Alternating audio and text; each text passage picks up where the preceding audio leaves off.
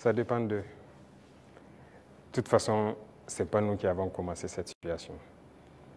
Moi, je me souviens au tout début, même le jour du 30 septembre, est-ce que l'une des premières personnes qui m'a appelé, ce n'était pas le président Alassane Ouattara. Et après, son petit frère est venu par 2 fois nous voir et tout ça. C'est vrai, on peut dire que les relations étaient bonnes, mais il a voulu qu'on suive une certaine direction. Mais comme vous avez dit, en tant que révolutionnaire, nous savons que nous ne sommes pas là pour ça. Nous étions là pour la révolution. Et la révolution, c'est une rupture. On ne peut pas suivre une certaine politique. Et donc, petit à petit, les relations ont commencé à ne pas aller. Et comme vous l'avez constaté, tous ceux qui ont voulu peut-être certains privilèges, quoi que ce soit, n'ont pas eu, se sont mis à se mettre contre nous, se sont déployés là-bas, sont entretenus, sécurisés et tout. On sait de quoi on parle, parce qu'ils savent aussi de quoi on parle, pour agir contre nous. Il n'y a pas quelqu'un qui a quitté la Côte d'Ivoire et qui était venu ici en son temps. Nous avons observé ça pendant près de 2 ans. On les a parlé plusieurs fois. Ils nous ont dit non, il faut qu'on passe par les règles de l'art, il faut que la justice émette des mandats et tout ça. On a fait tout. Ils ne répondent pas.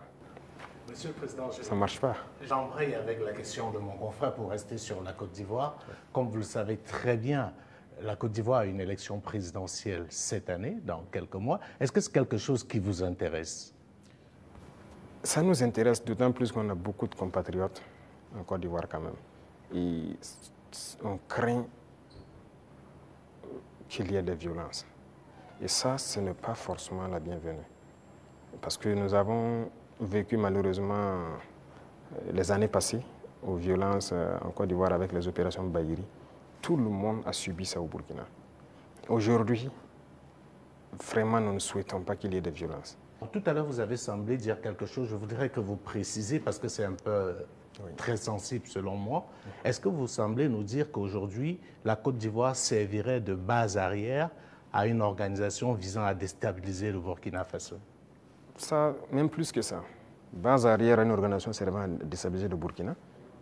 Ils sont là-bas. Les ennemis du Burkina sont clairement là-bas, affichés, protégés. Ils sont payés, ils sont protégés, ils sont bien logés. En plus de ça, il y a la question du terrorisme. Mais non. Le pouvoir flotte avec les terroristes. Il ne faut pas se mentir.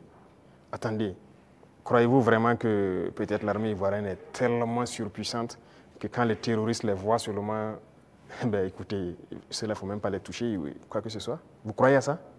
Ils sont tellement plus puissants que les 3 armées de l'AES. C'est faux. Il y a un pacte de non-agression. Et quand il y a un pacte de non-agression, vous devenez une base arrière. Et tout ça, ça m'inquiète justement. Si ce pays, il y a des crises, le pays sera attaqué par les terroristes. Parce que s'ils ne gagnent plus ce qu'ils gagnent, le pays sera attaqué et ce pays va sombrer. C'est un danger. C'est pourquoi j'ai passé le temps à dire au chef d'État, on ne pactise pas avec les terroristes. Voilà. Alors, Monsieur le Président, qu'est-ce que vous répondez à ceux qui disent, bon, la géopolitique quand même avec la Côte d'Ivoire, ce pays voisin, qui abrite la plus grande diaspora burkinabé, alors que, bon, vos contempteurs vous accusent de pratiquer la diplomatie du muscle avec ce pays, au détriment justement de nos Paweto qui sont là-bas. Qu'est-ce que vous leur répondez? Écoutez, qui le dit? Nous sommes burkinabés, c'est ce que nous savons. Et nous avons décidé de faire une révolution, on va la faire. Maintenant, celui qui embarque dedans embarque. Nous ne pouvons pas être dans une révolution et vouloir faire un autre modèle de diplomatie. Je vous ai dit la diplomatie mensongère et tout ce qu'il y a. On n'est pas prêt à être dans ce sillon-là. S'il y a quelque chose qui ne va pas, qu'on ait le courage de vous dire ça ne va pas. Il ne faut pas faire de l'hypocrisie. Généralement, les gens devant les micros et tout ça, non, tout va bien, si c'est ça, on est en train de... C'est faux, ça ne va pas bien. Il faut avoir le courage de le dire, il faut qu'on s'asseye, qu'on parle et qu'on se dise la vérité. Mais si les gens ne veulent pas ça, parce que juste dans leur tête, bon, il faut que ces gars-là quittent, parce qu'on ne veut pas de révolution en Afrique de l'Ouest. Ça ne va pas marcher. Donc, chacun se prépare à assumer les conséquences voilà, de la situation. Alors, pour sortir de la Côte d'Ivoire, Monsieur le Président, on reste quand même au niveau de l'AES. Vous avez certainement suivi le dernier sondage fait par nos confrères de Jeune Afrique, et avec des résultats qui peuvent sembler étonnants. Les populations des pays francophones sont tous favorables à l'AES. Je dirais même la Côte d'Ivoire à 66% apprécient ce qui se fait au niveau de l'AES. Alors comment est-ce que vous recevez ce message? Ah bon? Je n'ai même pas pu suivre ça, parce que moi, je ne suis plus ce média. Hein. Alors, on est contraint, c'était un sondage qu'ils ont Mais commandé. ça, Peut-être qu'ils ne c'est- s'attendaient pas à ce résultat, mais le résultat est tel. Ils ont été au Cameroun, ils ont été au Sénégal, ils ont été au Bénin, ils ont été en Côte d'Ivoire. Et là-bas, les populations sont tous favorables à l'AES et apprécient dans leur grande majorité ce qui se fait au niveau de l'AES. C'est logique, je dirais. Les populations ouest-africaines sont la plupart du temps liées. C'est la même famille. C'est le colon qui nous a divisés. Hein. Et quand les gens voient qu'on essaie de s'unir, ça ne fait qu'inspirer, ça ne peut faire que plaisir. Donc moi, ça ne m'étonne pas que ces populations apprécient. Et ce qui m'étonne, c'est le fait qu'ils aient publié. Pourquoi ils ont publié ça? Ça donne Ils bien à n'avaient pas le réfléchir. choix. Quand vous commandez une enquête, c'est connu. Après, vous êtes obligé de publier les résultats. Bon, peut-être ça, Voilà. mais il faut faire attention à ces gens parce que Je suis totalement d'accord avec vous, voilà, ils ne sont Monsieur pas le assez Président. sérieux. Sinon, je suis d'accord, c'est normal, c'est logique. Avec la permission de Dieudonné, je voudrais vous poser une question concernant justement votre relation avec une autre organisation. Qu'est-ce que vous faites encore dans l'Union africaine? Bonne question. Alors, je dirais que notre situation dans l'Union africaine est tellement passive qu'on ne sait pas si on est dans l'Union ou si on n'est pas dans l'Union. On nous a suspendus depuis, personne ne nous parle, c'est vraiment un silence radio. Donc alors, moi je ne sais pas si je suis dans l'Union ou pas. Mais est-ce qu'il ne faudrait pas marquer le coup en posant aussi un acte historique, comme cela a été le cas avec la CEDEAO, en claquant la porte à une institution qui visiblement ne sert pas à grand-chose? J'ai eu à discuter avec un diplomate de cette organisation et après, nous avons vu qu'ils ont nommé un médiateur, le président burundais, qui devrait même venir ici la semaine passée, je pense, mais après, il y a eu question d'agenda avec nous. Et on l'attend, on veut l'écouter d'abord, parce que nous-mêmes, nous voulons savoir pourquoi ils se comportent comme ça. Parce qu'on ne peut pas prendre une décision sans savoir leur motivation. Pourquoi ils ont décidé de nous exclure? Pourquoi ils se comportent comme ça avec nous? Si on a leur motivation, là, si on quitte, on pourra expliquer à nos peuples, voilà ce qu'ils ont dit, voilà les raisons. Et donc, nous, on décide de quitter. C'est la même chose que la CEDEAO. On a quitté, mais si on nous demande pourquoi on a quitté, on peut vous expliquer. Mais aujourd'hui, si on quitte l'Union et qu'on nous demande, nous-mêmes, nous ne savons pas pourquoi ils nous ont suspendus. Pourquoi ils se comportent comme ça. Certes, ils ont dit qu'on est anticonstitutionnel, mais au jour d'aujourd'hui, je pense que... Monsieur le Président, vous pouvez aussi quitter parce que vous estimez que c'est une organisation qui travaille contre les intérêts de l'Afrique. Je ne pense pas que l'Union africaine peut être dans une posture révolutionnaire comme celle que vous menez. Non. Par respect pour certaines personnes, voilà pourquoi j'ai dit j'attends que le médiateur qui a été nommé, qui a déjà envoyé son émissaire, prenne contact avec nous. Nous l'attendons. Ce n'est pas respect vraiment pour ce président. Nous l'attendons qu'il vienne, qu'on discute, qu'il nous dise ce qu'il y a et nous lui dirons les conclusions de nos débats. Monsieur le Président, on va aller au bord de la mer Noire, en Russie. Alors, la science a l'art de ces instruments. Vous avez fait des études scientifiques. Alors, lors d'un séjour à Moscou, vous avez demandé au patron du Kremlin de nous apprendre à pêcher le poisson au lieu de nous donner le poisson, le transfert des technologies. Alors ça, je pense qu'aujourd'hui, c'est vrai, tout le monde est d'accord que le biberonnage là, extérieur ne peut plus continuer. Alors où en est-on aujourd'hui avec justement ce transfert de technologie? Parce que vous avez parlé tout de suite avec des confrères qu'on va un jour fabriquer même nos armes ici. Alors où en est-on actuellement avec ce transfert de technologie? Alors, je pense qu'ils ont bien entendu le message. Je l'ai clamé en 2023 pendant le sommet de Saint-Pétersbourg. On nous a donné du blé. Il ne faut pas qu'on aille encore demander du blé. Il faut cultiver. Si on nous donne du poisson, il faut qu'on apprenne à pêcher. Et je pense que les initiatives qu'on est en train de développer, nous avons demandé donc à la Russie d'offrir un certain nombre de bourses d'études à des étudiants burkinabés pour qu'ils aillent apprendre la science. Ils ont accepté. Donc il y a déjà des gens qui sont partis dans certains domaines pointus. Si vous regardez la création de l'agence atomique, on a déjà des étudiants qu'on a envoyés depuis l'année dernière qui sont en formation sur le domaine atomique, qui est une technologie poussée. Et on va continuer d'en envoyer chaque année. Donc il y a plusieurs autres domaines où nous avons demandé des formations. Ce n'est pas la Russie seulement. Même à la Chine, on a demandé des formations particulières et envoyé des étudiants. En Iran aussi, pareil, on est en train de taper en tout cas tous ceux qui ont pu développer des technologies pour envoyer des étudiants formés.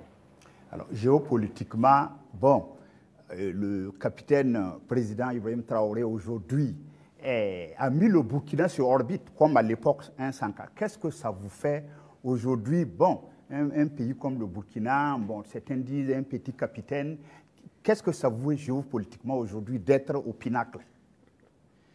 Écoutez, est-ce que vous avez toujours la tête sur les épaules? Un renforcement la tête sur les épaules, c'est une charge. De voir, c'est une mission globale qui nous a été confiée. De voir que tout le monde entier s'intéresse au Burkina, je ne dirais pas une pression, mais c'est une charge. Et c'est une responsabilité.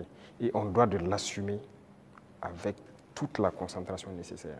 On n'a pas le droit de faillir. Qu'on le veuille ou pas, nous allons aller dans le sens des peuples. Parce que c'est eux qui ont fait valoir cela. Donc, on l'a vu, le Burkina est vraiment en orbite, comme vous le dites. Et nous travaillons à maintenir le Burkina dans cette posture, à être le pays des hommes intègres, à être le pays modèle, à être le pays qui va quitter cette situation de sous-développement, être dans quelques années un pays très développé, faire un miracle, parce que c'est ce à quoi les gens aspirent. Et aussi pouvoir donner notre part de voix et de tout ce qu'il y a, voilà, pour le bonheur du monde, si je peux dire.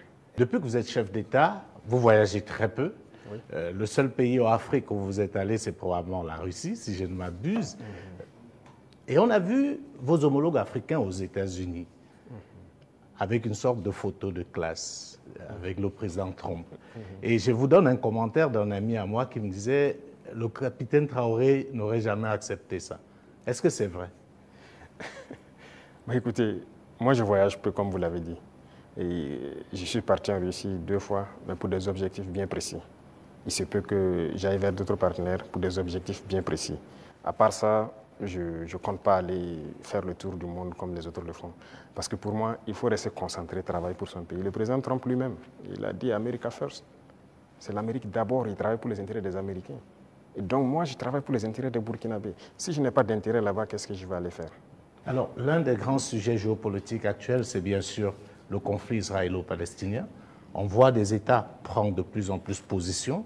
On a vu des États occidentaux, européens, pour ne pas les nommer, dire qu'ils vont reconnaître, et c'est un signe fort, l'État palestinien.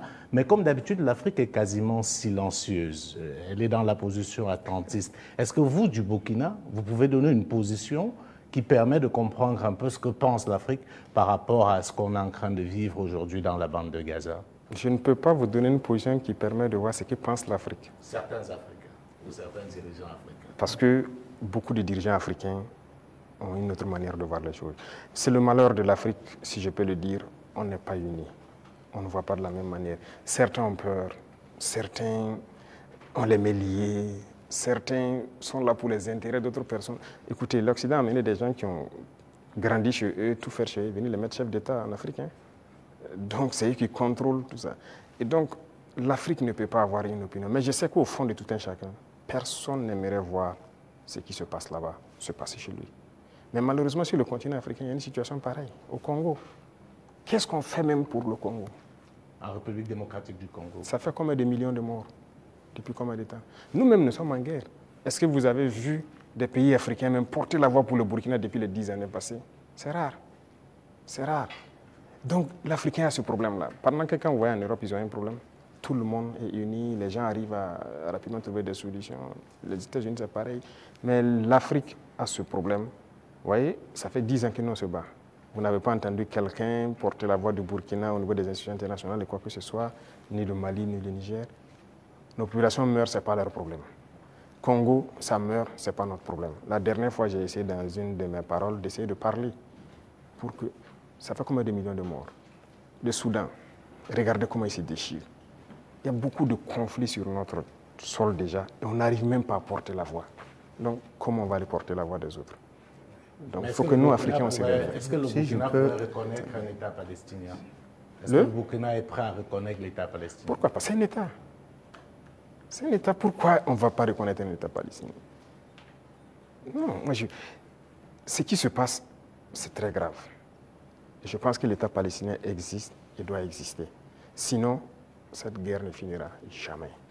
Là où nous partons, ça ne finira jamais. Pendant que vous croyez que ça va finir, ça reprend de plus belle. Et on va continuer comme ça. Mais je pense aussi qu'il y a beaucoup de parts de responsabilité des pays autour là-bas, parce que c'est leur région et les gens doivent pouvoir donner la voix pour trouver une solution à ce conflit. Voilà. Et quant à nous, on continue de se battre ici. L'État burkinabé qui doit demeurer, c'est ça qui est le plus important. Et on se bat pour notre État burkinabé. Voilà, Monsieur le Président, nous sommes donc au terme de ces 90 minutes face à la presse. Merci pour votre disponibilité et merci pour cette belle opportunité offerte à la presse nationale et internationale. Mais avant de nous séparer, Monsieur le Président, est-ce que vous avez un message particulier à l'endroit du peuple burkinabé à l'orée du 3e anniversaire de votre accession à la magistrature suprême? Pour le peuple burkinabé, ça fait 3 ans que nous sommes là et qu'on chemine. Et j'ai d'abord des mots de remerciement. Des remerciements du fond du cœur. Parce que le peuple est resté concentré. Concentré pour écouter le message qu'on a véhiculé. Parce que l'une des armes importantes que nous avons utilisées, c'est aussi la communication. Et parce que nous avons compris que les impérialistes ont toujours utilisé la communication pour détruire l'Afrique. Parce que tout ce qui se passe comme conflit, ce sont des manipulations. Ce sont des manipulations. Regardez, je prends encore le cas du Soudan. 2 groupes sont manipulés par des puissances. Faudrait-il pas à un moment donné qu'on se parle, on s'assoit, on exploite nos ressources ensemble, on fait vivre nos populations, on va continuer à se déchirer? Tout ce qui s'est passé comme assassinat de leaders politiques en Afrique, les guerres et tout, c'est à travers la communication qu'on a manipulé. Et la communication est très importante. Et ça, le peuple burkinabé a été concentré pour percevoir le message. Et nous continuerons de communiquer pour les faire comprendre ce que nous faisons et vers où nous partons. Ça, c'est le plus important. Deuxième chose, je remercie Dieu aussi, qui a permis à ce que nous puissions, en tout cas malgré la guerre, poser des actes et communiquer sur ces actes pour que le peuple comprenne qu'un lendemain meilleur est possible. L'espoir est permis. Et tant que les gens garderont cet espoir, on va y arriver au point où nous souhaitons.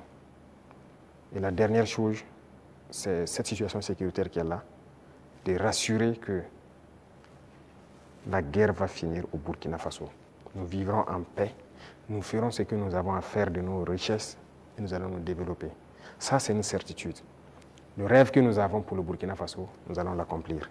Nous continuerons les derniers bastions importants du terrorisme, nous allons continuer à les conquérir, comme ce qu'on a pu faire en 2025 avec cette grande vallée qui était un gros réservoir économique pour les terroristes que nous avons récupéré. Il y a plusieurs autres endroits où l'orpaillage terroriste continue et tout, pour les ravitailler. Nous allons récupérer toutes ces zones et l'espoir est permis. Donc, bon courage à tout le monde, restez concentrés, résilients et on continuera à se parler. C'est ça le plus important. Une fois qu'on se parle, on se comprend et on avance. N'oubliez pas de vous abonner et d'activer la cloche de notification pour rester informé de nos prochaines vidéos. Restez à l'écoute pour les développements passionnants à venir.